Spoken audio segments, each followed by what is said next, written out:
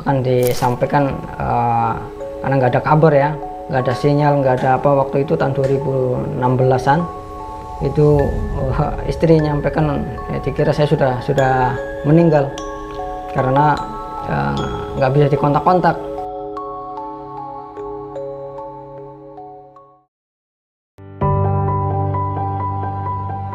Assalamualaikum warahmatullahi wabarakatuh. Pemirsa BMH TV dimanapun berada, alhamdulillah kita dapat bertemu kembali dalam saluran virtual melalui channel YouTube BMH TV Cerdas Menggerakkan. Terus berikan dukungan terbaik kepada konten dakwah dan edukasi ini dengan cara like, comment, share, dan subscribe. Pemirsa BMH TV, lama kami tidak menghadirkan narasumber yang aktif di hutan, ya. Dan kali ini alhamdulillah dengan izin Allah hadir seorang aktivis hutan, ya bisa kita sebut seperti itu, yang belum lama ini juga viral, yaitu tentang masyarakat suku Togutil yang menghampiri beberapa orang atau mendatangi lokasi penambang di Halmahera yang tampaknya merasa terganggu dengan eksploitasi hutan yang terus berlangsung. Nah, sebenarnya seperti apa sih suku Togutil ini, dan apakah mereka tetap lebih baik di dalam hutan atau seperti apa? Tentu saja kita tidak bisa memaksa mereka untuk keluar hutan.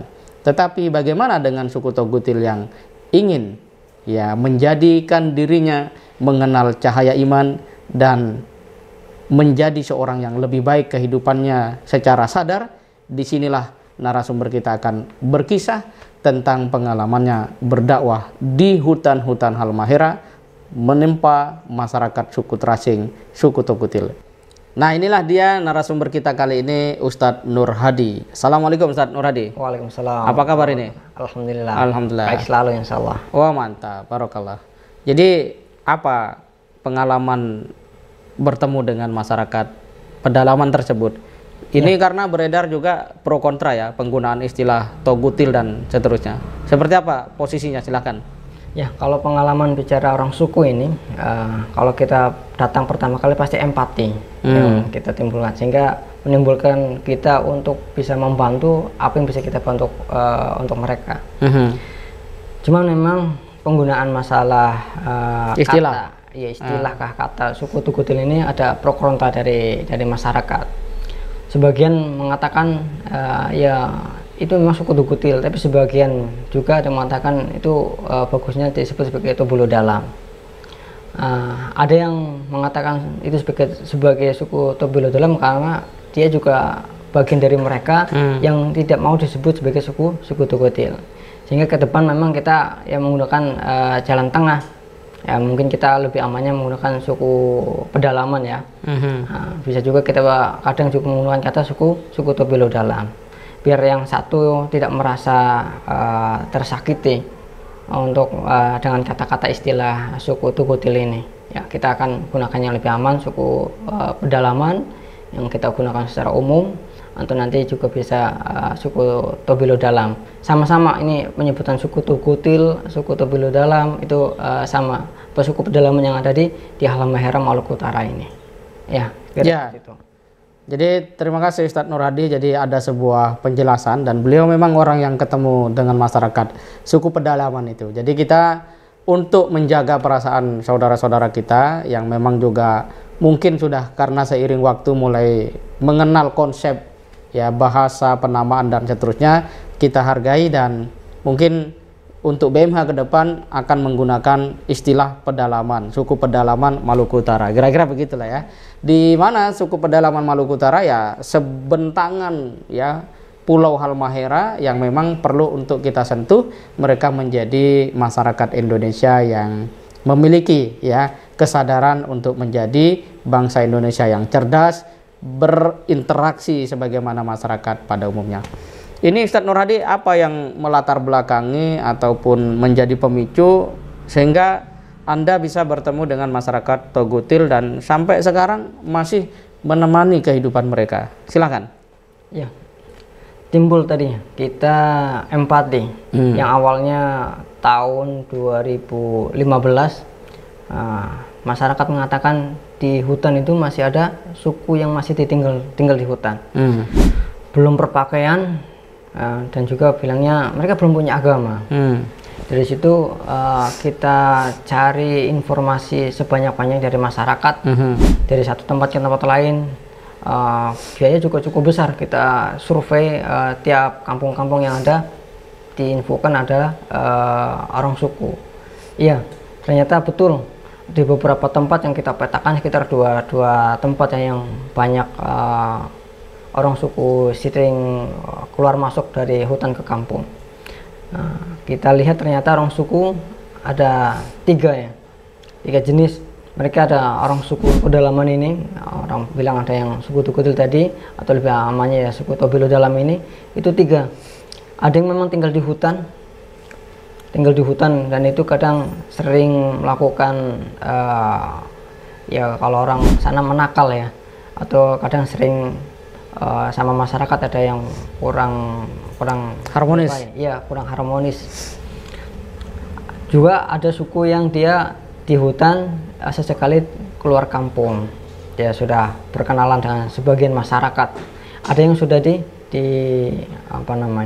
sudah dikampungkan, sudah diturunkan dari hutan, dan sebagian sudah beradaptasi dengan masyarakat. Ini, dan sebagian besar masih mereka ya seperti orang primitif. Masih banyak yang nomaden dari mereka, masih banyak juga yang kemarin itu belum berpakaian, sehingga sempat viral memang orang suku yang di sekitar lokasi eksplorasi hutan di sana ya, itu orang suku sampai keluar, mungkin terganggu, mungkin makanannya sudah habis untuk mereka, untuk mencarinya, sehingga mereka ya pengen keluar untuk sekedar cari makan. Nah, kita dari situ kita timbul empati. Coba ingin kita bantu, apa yang bisa kita bantu untuk mereka. Katanya belum berpakaian, kadang juga makan juga masih kesulitan karena nomaden. Kalau ada makanan mereka cari dapat makan, kalau enggak ya mereka bertahan lapar. Dan itu juga saya pernah rasakan bersama mereka, tinggal bersama mereka. Sekitar 1-2 bulan juga sama mereka pernah. Bahkan disampaikan karena nggak ada kabar ya, nggak ada sinyal, nggak ada apa, waktu itu tahun 2016-an itu istri nyampaikan dikira saya sudah meninggal karena nggak bisa dikontak-kontak, kontak ke teman kesana kemari, ke keluarga yang lain juga nggak ada kabar. Kita ternyata terjebak di ya hutan yang nggak ada sinyalnya, dan itu sangat menyenangkan. Timbul rasa empati untuk mereka, untuk bisa kita bantu. Ya, kalau secara sosial, apakah mereka merasa perlu untuk dibantu itu? Atau kita yang karena punya empati terus membantu? Seperti apa? Saya lihat mereka juga pengen melakukan beradaptasi yang lebih baik lagi ya. Karena mereka kadang sebagian tuh yang di hutan ada yang sudah turun, dan turun tuh kadang mereka juga membeli sesuatu yang diperlukan untuk di hutan. Apa itu? Seperti apa? Kadang juga baju, beli baju sekedar mungkin kayak kain sarung kah, ataupun makanan-makanan. Dapat uang dari mana mereka? Nah, yang sudah berinteraksi dengan masyarakat ini, kadang sebagian masyarakat ada yang memperdayakan untuk mungkin mencari di sana, ada mencari pohon gaharu ataupun mencari damar ya, yang bisa ditukar dengan masyarakat. Dengan masyarakat, mereka mencari berhari-hari di hutan, bahkan 1 minggu 2 minggu perjalanan mencari untuk itu, pulangnya dapat dijual ke masyarakat. Artinya mereka tidak berpakaian lebih karena ketidakmampuan secara ekonomi, atau memang dari sisi kultur mereka belum mengenal pakaian? Seperti apa sebenarnya? Kalau sebelumnya lebih jauh itu memang ada beberapa teori orang suku ini, orang suku yang berada di hutan. Tapi kalau lihat memang sebagian mereka sudah berbahasa, bahasanya juga dikenal oleh masyarakat. Saya kira mereka juga lebih tepatnya mereka awalnya memang dari orang masyarakat lokal ya. Kemudian informasinya ada penjajahan masuk, dia masuk ke hutan. Lama-kelamaan mungkin dia awalnya juga berpakaian, tapi generasi setelahnya mungkin ada yang terputus generasi, baju yang terpakai kan juga habis. Itu salah satu teori menyebutkan. Iya, jadi mereka kenapa nggak juga sampai berpakaian, tapi karena bahasanya bahasa orang kampung, sebagian mereka mengerti, orang kampung juga mengerti, yang orang suku juga mengerti bahasa ini, dan jadi tidak berpakainya karena mungkin keterbatasan ini, keterbatasan orang-orang suku yang tinggal di hutan. Mau dapat dari mana? Mereka juga nggak ada alat untuk memproduksi kayu, sehingga mereka yang ada adalah biasanya memakai dari kulit, kulit kayu itu yang disebut mereka namanya sabeba. Dan kita juga sering berdapatan dengan mereka sekedar pakai pakaian yang ya sekedar menutupi alat kelamin saja untuk mereka ya, baik laki-laki atau perempuan. Sehingga dari situ jadi kita empati, ini kayaknya kasihan nggak pakai baju nih. Karena di hutan juga kadang dingin. Kita pernah pernah ya, sering kadang juga tidur sama mereka di hutan, rumahnya nggak pakai dinding dan atap-atap daun-daunan. Daun-daun kan bocor malam-malam hujan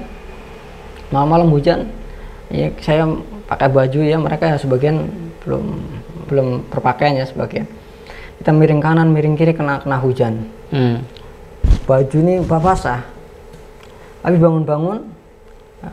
ketika bangun baju sudah kering lagi, seperti ini. Yang lain juga kena basah juga, yang lain nggak berpakaian, masih telanjang dada ya mereka. Kehidupannya kan dari situ kedinginan pasti, saya juga nahan dingin karena basah ini. Dari situ juga lagi timbul empati untuk membantu mereka bagaimana bisa berpakaian. Dan alhamdulillah mereka juga ternyata menerima ketika dikasih pakaian, lebih senang. Anak-anaknya apalagi kita sering menemukan ketika anak yang baru lahir, mereka selimutnya itu pakai seperti daun talas yang besar itu sebagai selimut. Itu juga kadang hati kita terasa tergerak untuk membantu. Ya Allah, ini ada anak yang baru lahir di hutan nggak punya baju, selimutnya untuk selimut itu pakai itu. Jadi lagi-lagi timbul empati untuk membantu mereka. Tapi kan sebenarnya mereka pakai daun talas sebagai selimut, jalan kaki mereka. Itu kan kebiasaan mereka sebenarnya. Bukan sesuatu yang bagi mereka itu hal yang perlu dikasihani gitu. Nah, itu sudut pandang untuk kemudian masyarakat merasa terbantu seperti apa dari ungkapan-ungkapan mereka mungkin? Ya, lagi-lagi sebenarnya timbul empatinya dari kita. Tapi ketika kasih, mereka ternyata sekarang lebih nyaman menggunakan baju tersebut. Ya, keterbatasannya mungkin nggak ini ya, nggak ada yang bisa dibeli uang ataupun nggak punya. Kalaupun punya, karena ketika coba kasih, mereka menerima. Dan mereka sekarang sebagian besar orang-orang suku ini itu sudah banyak yang berpakaian. Itu masyarakat suku Togotil atau pedalaman tadi itu ada nggak misalnya terserang demam gitu ya, atau penyakit, kan nggak berpakaian, malam kalau kehujanan dingin sekali, atau seperti apa kondisi kesehatan mereka secara rata-rata, secara umum? Kalau tetap namanya orang dimanapun ada sakitnya ada kadang juga ketika datang ke sana bilangnya mereka demam, cuma mereka punya obat-obatan sendiri. Bagaimana ketika demam, ketika bahkan mungkin kena semacam tertusuk duri atau timpa kayu atau yang luka-luka sampai berdarah, itu juga ada obatnya dari mereka. Bahkan untuk melahirkan ini, habis melahirkan, yang ibu-ibu melahirkan, bagaimana darahnya cepat keluar, darah kotornya ini yang nifas, itu juga ada obat-obatnya sendiri, semacam kayu-kayu begitu. Dan mereka juga termasuk orang yang pandai untuk membuat obat yang menggunakan alam yang di sekitarnya itu. Karena dalam sebuah diskusi saya melihat tidak berarti orang yang tidak sama dengan kita itu tidak literate, tidak punya literasi. Faktanya terbukti mereka punya cara untuk mengobati luka, ya kan, mengatasi keperluan-keperluan mereka. Nah, yang menjadi pertanyaan berikutnya yang juga sangat menarik, sejauh mana Ustadz Nur Hadi melihat cara pengobatan mereka itu penting untuk dikembangkan atau diadopsi, karena faktanya tanpa medis modern mereka tetap istilahnya bisa hidup sehat, survive lah seperti itu. Dan tinggal di hutan itu bukan sesuatu yang mudah kalau bagi masyarakat kita seperti sekarang. Ya, ini yang memang menarik juga, yang bikin kita atau saya sendiri dengan istri ya saling menguatkan. Ini orang suku yang tinggal di hutan saja bisa hidup, bahkan bisa melahirkan dan punya anak dan bisa besar. Betul. Itu yang menjadi kekuatan. Ya, kembali mungkin masalah rezeki dan lain sebagainya. Tapi ya mereka tadi punya pengobatan itu untuk bisa mengobati ketika mereka sakit. Dan pernah juga orang-orang suku ini ketika istri saya habis melahirkan, ternyata mereka dengan beberapa orang lainnya nyari kayu-kayu yang di hutan ini, obat-obatan, 1 karung. Jadi bawa ke rumah, mereka perjalanan sekitar 2 hari lah ke rumah, bawakan, Ustadz, nah ini ada kayu-kayu. Nah, istri nggak paham, belum mengenal itu juga, belum mengenal ini. Ternyata dimasakkan di tungku kah, semacam wajah. Direbus begitu? Direbus, iya. Kasih air, setelah itu rebus selesai, kasih minum di depan istri, di depan. Istri karena belum biasa didiamkan saja. Orang suku itu diam. Nah, kenapa ini Bu nggak pindah-pindah? Habiskan dulu bilangnya. Karena dihabiskan, baru dia pindah. Dari situ istri merasakan ternyata lebih enak katanya. Badan lebih segar, terus darah-darah kotornya itu tuntas keluar. Tuntas ya, keluar itu lebih cepat, darah-darah kotor yang mengumpul-ngumpul ini. Itu yang dirasakan oleh istri saya sendiri dari hasil tadi obat-obatan tadi. Ustadz Nur Hadi nanya nggak dari mana mereka dapat pengetahuan itu?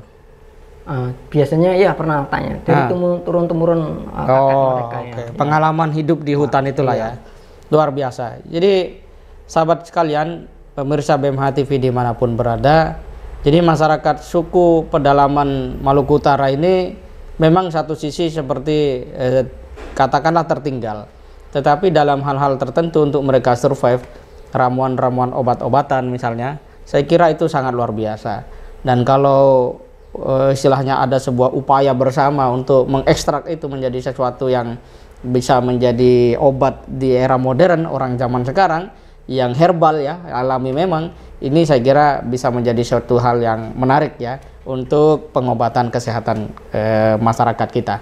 Baik Ustadz Nur Hadi, mereka ketika melihat orang Islam atau mendengar tentang Islam, mereka ingin masuk Islam itu lebih karena ada empati dari Ustadz dan kawan-kawan yang dakwah ke pedalaman, atau memang mereka secara naluriah itu melakukan reasoning, oh ternyata Islam itu agama yang baik misalnya kayak gitu. Silahkan, seperti apa faktanya waktu itu?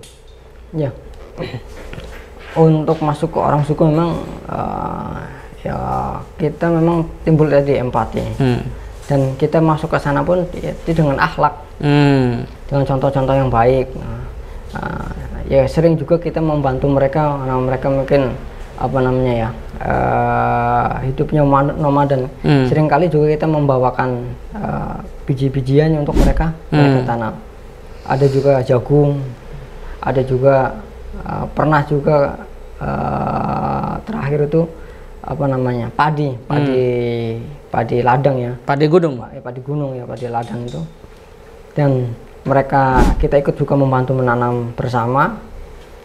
Hasilnya mereka juga senang karena ada hasil setelah ditanam itu, walaupun mereka tinggal pergi, nggak dikasih pupuk ya, untuk makan sehari-hari kan mereka tetap harus running kan, jalan ya, maksudnya nggak dikasih pupuk ini. Biasanya kalau merapat itu kan dikasih pupuk ya. Mereka tinggal pergi karena nyari-nyari yang lainnya. Ketika musim panen dan ternyata ada hasil, baik jagungnya atau tadi padinya, yang lain-lain, mereka apa namanya berhasil lah. Dan mereka senang, saya bisa dapat ini. Dari hasil kebaikan-kebaikan itu mereka akhirnya tertarik dengan kita. Kita tunjukkan akhlak yang baik sama mereka, bukan sekedar ngasih bantuan, tapi juga itu hidup bersama mereka, membantu mereka. Jadi dari situ mereka tertarik untuk ini agama Islam seperti apa sih, kok bagus begini, orang-orang yang bantu-bantu. Satu persatu ternyata mereka menyatakan diri masuk Islam. Ya, luar biasa. Jadi ternyata dakwahnya bukan kemudian datang mengenalkan Islam gitu ya, tapi datang ada empati, hidup bersama mereka gitu ya, membantu apa yang menjadi persoalan-persoalan mereka, hingga pada akhirnya mereka melihat loh ini apa yang mendorong orang-orang ini mau ke sini begitu ya. Dan itulah yang kemudian ditangkap oleh masyarakat suku pedalaman yang kita sebut dengan istilah akhlak itu. Nah, sekarang dari dakwah sejak 2015 sampai 2024 ini perkembangan apa yang paling signifikan terhadap masyarakat yang dibina, terutama mualaf pedalaman Maluku Utara nih? Alhamdulillah untuk orang-orang suku ini ya ada yang masih di hutan memang ya, tapi setidaknya kita coba mengenalkan bahwasanya saudara-saudara masyarakat yang ada di kampung ini juga saudara kita. Nggak perlu ya semacam ada takut kasus-kasus yang kadang ekstrem ya, karena ya dari 2015 sampai 2020-an itu informasi orang suku ini kadang simpang siur. Dan mereka melakukan ya penyerangan sama warga masyarakat. Nah, kita juga mengadvokasi supaya sama-sama saling bergerak ya. Biasanya kita juga mengadakan pertemuan antara orang suku dengan masyarakat kampung. Contohnya ketika 17-an, 17 Agustus itu kita undang semua masyarakat orang-orang suku bersatu ya. Itu kita adu lomba, mungkin tarik tambang atau kadang semacam panjat pinang. Kalau tarik tambang berarti yang menang orang suku berarti? Ya rata-rata begitu. Suku tenaga pasti lebih kuat. Betul. Sering jalan kaki nih, bawa pikul ban juga mereka kuat, dan jalan kaki bukan 1-2 jam, bukan berhari-hari. Nggak ada kendaraan kuat. Saya sendiri jalan ya lama-lamanya kuat-kuatnya 2 jam itu sudah pegel-pegel juga kaki nih. Sudah terasa ya? Iya. Itu orang suku ini sehari 2 hari gitu. Ini kalau lomba ya mereka tetap yang menang. Itu tadi kita sama masyarakat biar tidak saling ini ya, untuk tidak saling menghargai gitu ya saling menghargai dan bisa bersatu. Sama-sama juga tinggal di Indonesia ini NKRI, jadi saling bersatu. Oke. Dan sebagian orang-orang suku ini anak-anaknya yang pengen lebih lanjut untuk memperdalam Islam, itu kita bawa ke Jawa. Oh, sudah ada ya? Ya, ada sekitar, ya sebenarnya sudah sekitar 20-an ada. Yang masih bertahan di sini itu sekitar 10. Ada di daerah Jakarta juga ada, di daerah Jawa, Solo, Jogja juga ada, atau sekitar 10 orangan.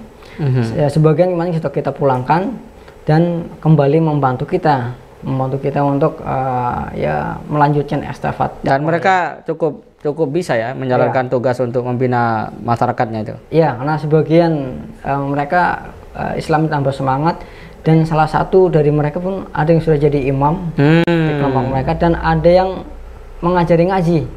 Itu bisa jadi guru ngaji. Keren. Bagi daerah sekitarnya ini juga cukup membanggakan. Padahal nol, dia belum tahu apa-apa. Agama Islam juga nggak tahu. Ya datang awalnya cuma saya pengen masuk ke Islam, saya pengen belajar agama. Kita bawa ke Jawa sekitar 3 tahunan, pulang ternyata kuat. Bahkan kita juga melihat sendiri kalau bersama mereka itu sholat malamnya itu lebih kuat lagi sholat malamnya. Insya itu yang juga membanggakan saya sendiri. Ternyata ada generasi-generasi yang bisa dibanggakan dari hasil dakwah tersebut. Luar biasa. Apa kesan dari anak-anak yang nol kemudian belajar dan kembali menjadi dai itu? Ada nggak kesan mereka yang disampaikan? Seperti apa itu? Tentang Islam, tentang pendidikan, dan niat dia misalnya untuk masyarakatnya? Ya, kalau dari mereka pernah mengatakan bahwa Islam itu ternyata baik. Bukan yang sering didengarkan oleh mereka bahwasanya Islam itu jahat, sering membunuh, sering ya negatif, kata-kata negatif yang lainnya. Ketika mereka masuk ke Islam, belajar di Islam, ternyata itu mengatakan Islam itu baik, ini agama yang baik. Jadi dia mau belajar, tidak yang seperti yang dia dapatkan informasi dari yang lain. Itu. Ya, ketika dia bisa mengaji, apa kesannya mereka? Bisa mengaji, bisa menjadi guru ngaji sekarang. Anak-anak yang dididik ke Jawa itu seperti apa? Apa kesan mereka itu? Kalau yang di Jawa ini, dia menyatakan saya senang masuk ke Islam dan dia siap untuk kembali ke hutan untuk lagi-lagi tadi mengajarkan keluarga-keluarganya yang masih di hutan untuk kenalkan Islam. Nah, Islam itu agama yang baik bagi mereka. Dan tadi ini yang anak-anak yang di sini sudah ada yang hafal 5 juz, orang-orang suku ini hafal 5 juz, dan yang lainnya juga di bawah-bawahnya. Dan mereka menyatakan kalau sudah kuat Islamnya, dia pengen balik ke kampung untuk sama-sama mensiarkan Islam. Islam ternyata baik ini, seperti ini. Oke. Pertanyaan terakhir, apa rencana para dai pedalaman kita di Maluku Utara bersama BMH untuk pengembangan masyarakat pedalaman ke depan? Seperti apa? Ini yang sering kita pikirkan dan harus bersama-sama berkolaborasi dan sinergi untuk kedepannya kegiatan dakwah di pedalaman ini ya, terutama orang-orang suku. Tadi timbul empati.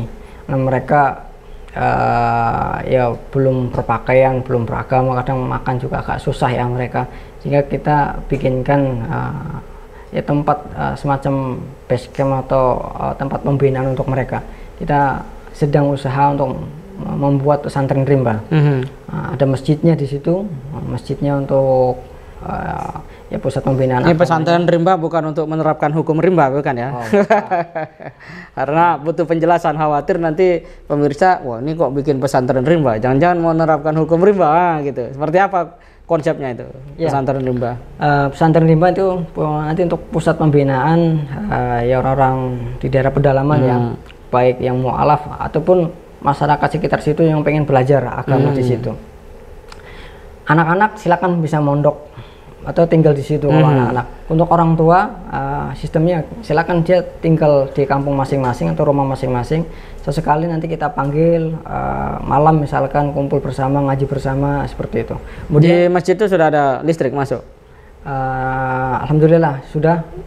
Sebagian juga pakai apa namanya, tenaga ini. Oh, surya, panel surya. Panel surya ya. Dan tadi apa namanya,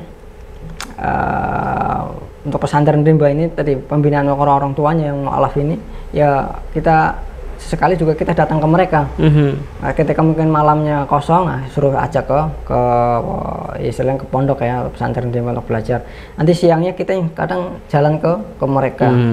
Nah, di situ juga kita nanam tadi, memberikan pemahaman untuk bagaimana bercocok tanam sehingga mereka tidak pindah-pindah lagi.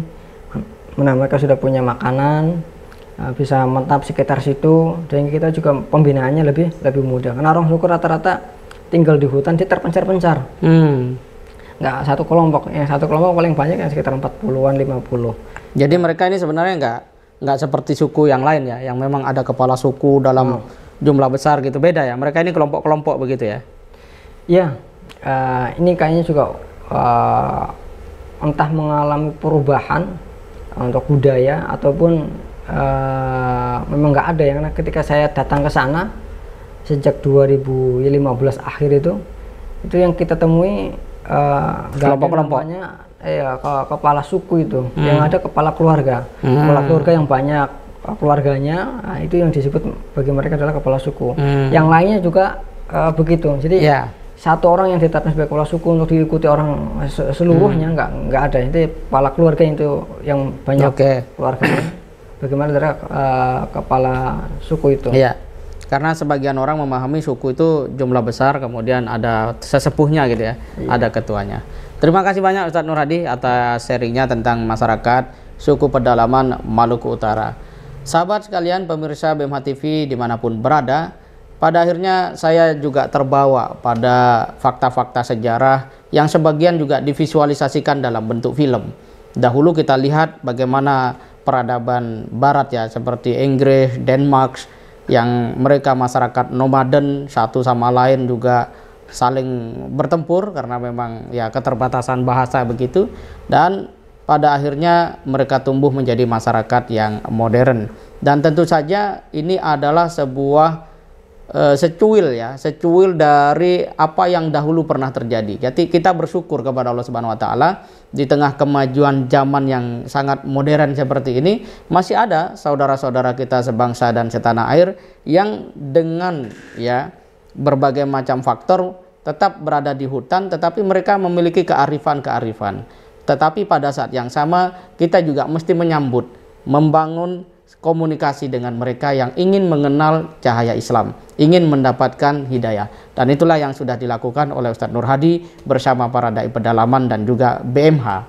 Tinggal bagaimana kita membina mereka yang telah menyatakan diri ingin menjadi seorang muslim dengan sebaik-baik program, sebanyak-banyak kebaikan. Karena kalau kita lihat bagaimana dulu Musa bin Nusair yang membina masyarakat, kalau bahasa sekarang itu disebut barbar begitu ya, sebenarnya bukan barbar. Jadi ada masyarakat yang waktu itu Islam datang ke Maghribi atau disebut dengan Maroko saat ini, yang mereka mirip dengan suku yang ada di Maluku Utara ini, tidak berbahasa gitu kan, dan seterusnya.